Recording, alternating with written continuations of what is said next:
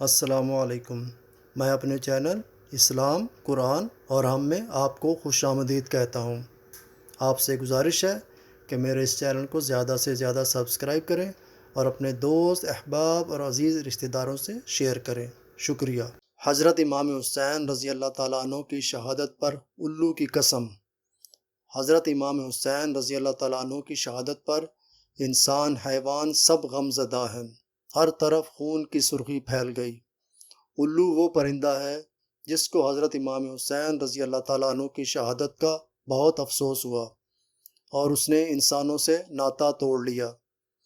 یہ بے زبان پرندہ بھی اتنا سمجھتا ہے کہ حضرت امام حسین رضی اللہ تعالیٰ عنہ وہ تھے جو اللہ کے نبی حضرت محمد صلی اللہ علیہ وسلم کی گود میں کھل کر بڑے ہوئے، جو جنت میں نوجوانوں کے سردار ہیں۔ جب سے حضرت امام حسین رضی اللہ تعالیٰ عنہ کی شہادت ہوئی، تب سے الو نے آبادی چھوڑ کر ویرانی میں رہنا شروع کر دیا۔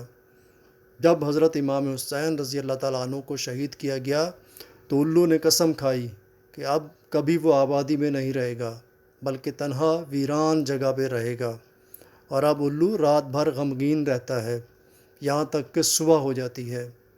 حضرت امام حسین رضی اللہ تعالیٰ عنہ کی شہادت سے پہلے الو آبادی میں رہتا تھا، اور جب بھی کوئی کھانا کھاتا تو الو بھی پاس آ کر بیٹھ جاتا اور لوگ اسے کھانا بھی ڈال دیتے۔ جب حضرت امام حسین رضی اللہ تعالیٰ عنہ کو شہید کیا گیا تو وہ پہاڑوں اور جنگلوں کی طرف چلا گیا اور جاتے ہوئے بول کر گیا کہ تم کتنے بد نصیب ہو جو اپنے ہی نبی حضرت محمد صلی اللہ علیہ وسلم کے نواسے کو شہید کر دیا۔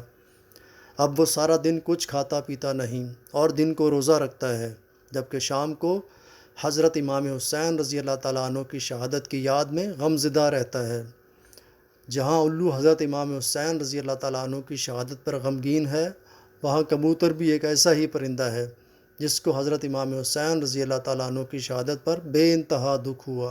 امام جعفر علیہ السلام کا کہنا ہے کہ کبوتر کو گھروں میں پال لو، کیونکہ وہ حضرت امام حسین رضی اللہ تعالیٰ عنہ کے قاتلوں پر لعنت بھیجتا ہے۔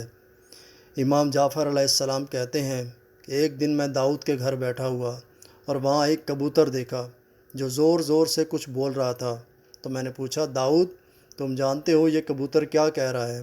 آپ نے فرمایا، نہیں، میں نہیں جانتا۔